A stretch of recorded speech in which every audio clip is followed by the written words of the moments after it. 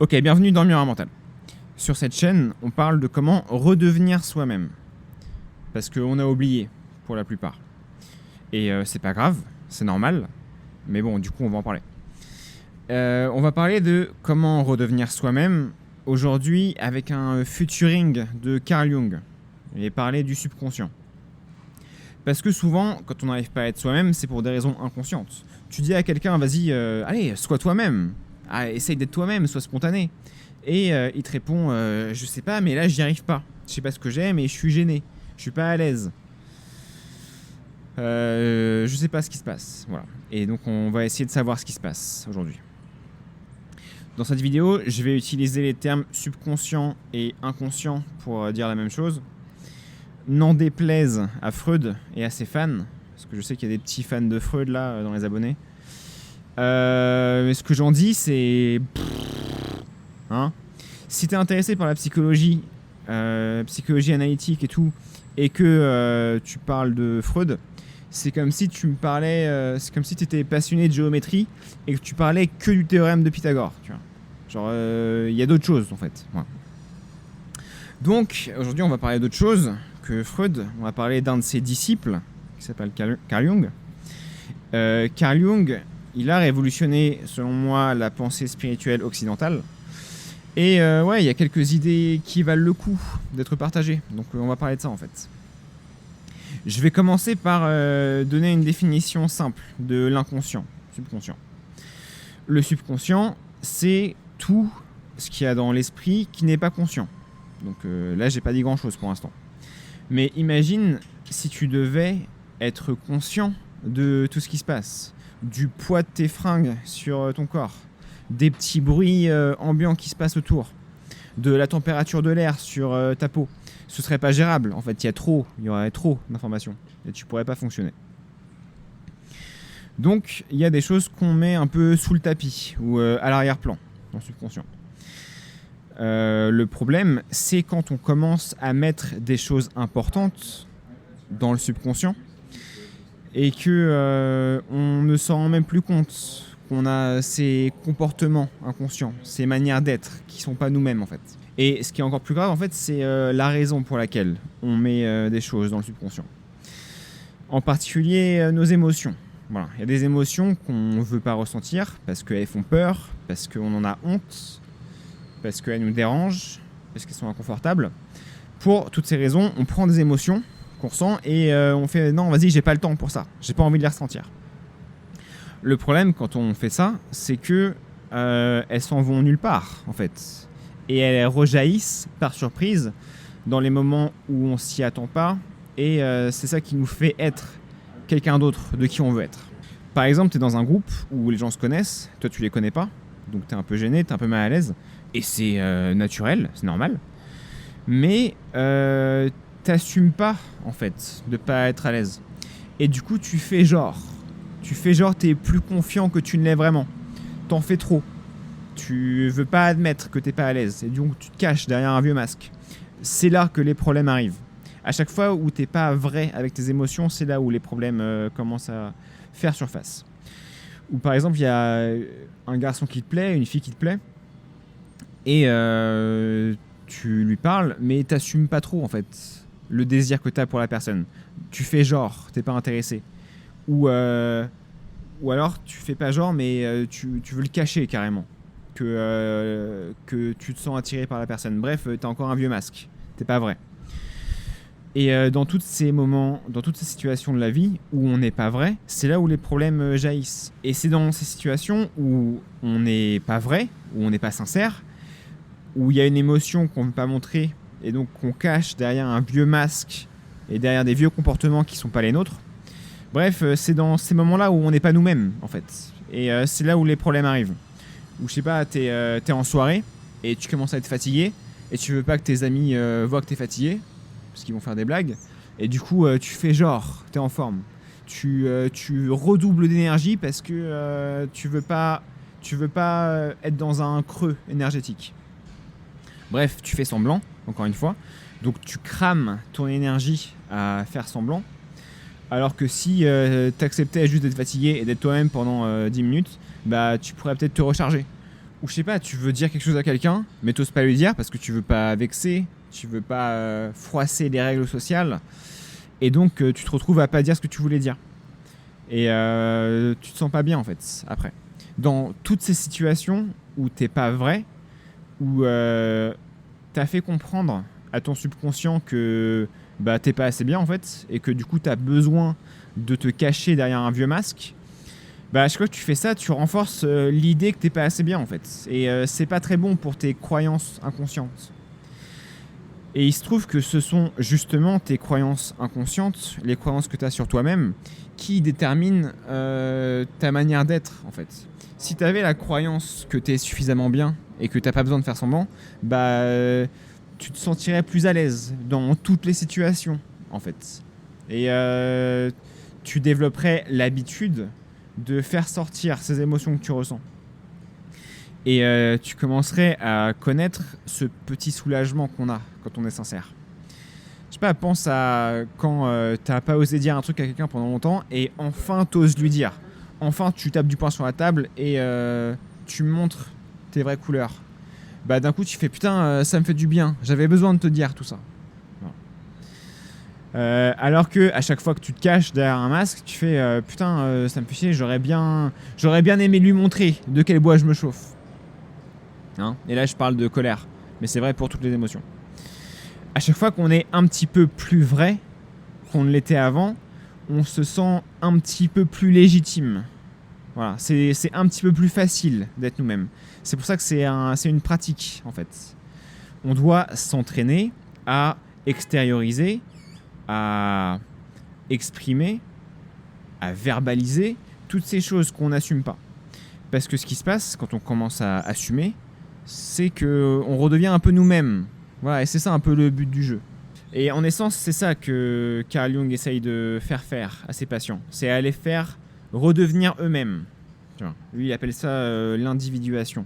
Se défaire des fausses parties de nous-mêmes pour devenir qui on est supposé être.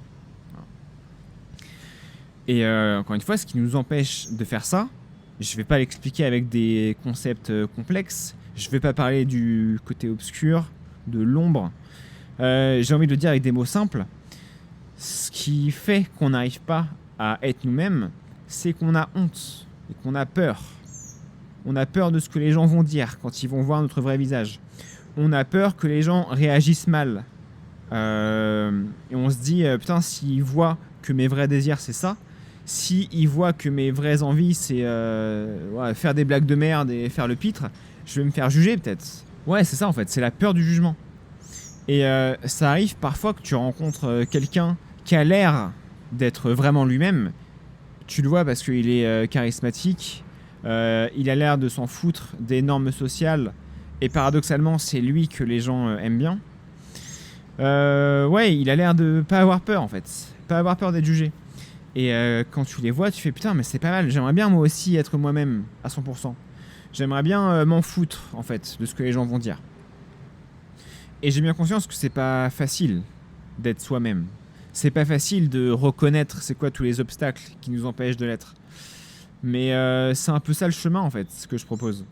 C'est, pour le dire en un mot, bah, recommence à être comme tu as envie d'être. Et essaye de remarquer c'est quoi les moments dans ta vie de tous les jours où tu n'arrives pas à être comme tu as envie d'être. Il y a un truc qui te bloque, il y a une petite peur, il y a une honte, une culpabilité. Et pour Carl Jung, ça peut être 10 000 raisons possibles, hein, 10 000 traumas, chacun ses expériences, hein, chacun a ses petits conditionnements. Et le but du jeu, c'est de réussir à comprendre c'est quoi les conditionnements que vous avez intégrés en fait. Et c'est pour ça qu'il n'y a pas de réponse universelle. C'est à vous de voir un peu c'est où que vous n'êtes pas vous-même. Et donc ce que Carl Jung faisait beaucoup, c'était l'analyse des rêves, hein, le symbolisme. Quand quelqu'un n'arrive pas à savoir pourquoi est-ce qu'il est comme il est, pourquoi est-ce qu'il a ces blocages qu'il n'arrive pas à comprendre, bah, là c'est l'analyse des rêves. Et c'est un point commun qu'il a avec Freud. Le seul, peut-être. Et moi, je parle pas trop de l'analyse des rêves parce que j'estime qu'on peut grave le faire dans la vie de tous les jours, en fait. Si vous êtes conscient de vous-même et de vos comportements, vous pouvez voir, en fait, c'est où que vous avez du mal à être vous-même. C'est où que vous êtes un peu gêné. C'est où que vous aimeriez bien être un petit peu plus spontané. Bah, c'est dans ces moments-là qu'on peut se dire c'est quoi la chose dont j'ai honte, en fait? C'est quoi, dans cette situation sociale, la chose que je veux surtout pas montrer? Voilà. Et un exercice intéressant, c'est quand tu sens que tu es dans une phase comme ça, c'est de chercher c'est quoi la chose que tu as le plus honte de dire et de la dire. Parce que, parce qu'après, il y a un genre de soulagement qui arrive, en fait. Une fois que j'ai dit la chose la plus honteuse que j'avais à dire, que je voulais cacher, bah, tout ce que j'ai à dire après ça, je suis très à l'aise pour le dire, en fait. Je sais qu'il pourra rien m'arriver. Je sais que j'ai déjà montré le pire côté de moi. Et tu sais, le pire côté de toi, c'est juste une vieille peur d'être vu ou un truc qui justifiait pas, en fait, d'être refoulé. Mais ce qui se passe, c'est que nos traumas, nos conditionnements, ils datent de long time. Hein. On avait peut-être 6 ans, 8 ans quand on a appris certaines leçons qu'on continue de suivre.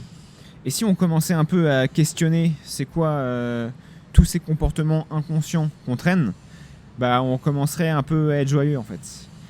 Parce que les choses qu'on a spontanément envie de faire, voilà, les délires un peu bizarres qu'on a envie de faire, bah ça nous amuse, en fait.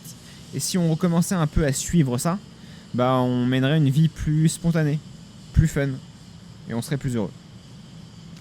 Peut-être que si on est malheureux, dépressif, c'est que notre boussole interne qui nous indique c'est quoi le chemin qui va nous rendre bien, bah peut-être qu'on a trop pris l'habitude de ne pas l'écouter, en fait.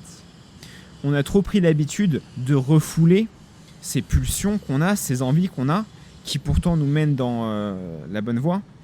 On a pris l'habitude de plus écouter l'intuition, tout ça, parce qu'on est trop occupé à suivre ce que les gens veulent. On est trop occupé à vouloir plaire aux autres. On est trop occupé à vouloir prétendre et à vouloir paraître, plutôt que suivre un peu nos tripes. Si on recommençait un peu à suivre les lois du cœur avant de suivre les lois des hommes, bah, les choses redeviendraient saines, en fait. Et on pourrait redevenir nous-mêmes, redevenir une version de nous-mêmes qu'on respecte et qu'on apprécie, et qui est sincère, et qui n'a pas besoin de se cacher, et qui est fun, et qui est spontanée. En un mot, on redeviendrait un peu comme quand on était enfant. Avant d'être conditionné, avant d'être traumatisé. Et c'est ça que je nous souhaite à tous. Bon, et si tu résonnes un peu avec tout ce message, ce que je t'invite à faire, en fait, c'est t'intéresser un peu à ces mecs-là. Carl Jung et ceux qui sont venus après, Alan Watts, Wayne Dyer. Tous ces individus qui parlent des mécanismes de l'esprit, en fait. Des mécanismes de l'inconscient.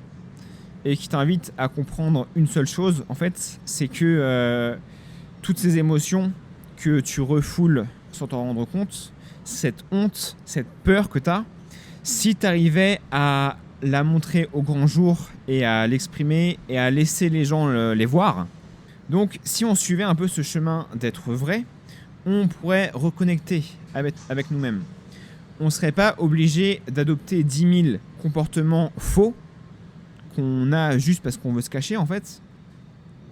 Et à la place de faire tout ça, à la place de dépenser notre énergie dans se cacher, on pourrait l'investir dans faire les choses qui nous rendent joyeux. Donc voilà un peu le message, en fait, que ces sages essayent de faire passer. Et c'est le même message que je vais essayer de véhiculer à travers les vidéos. Donc si t'en veux plus, abonne-toi à la chaîne. Mais surtout, retiens le message, en fait. Le message, c'est sois toi-même. Et réalise que être soi-même, c'est un peu un travail. Si t'as passé beaucoup de temps à ne pas l'être. Voilà. Jusqu'à la prochaine fois, reste en bonne santé et connais-toi toi-même.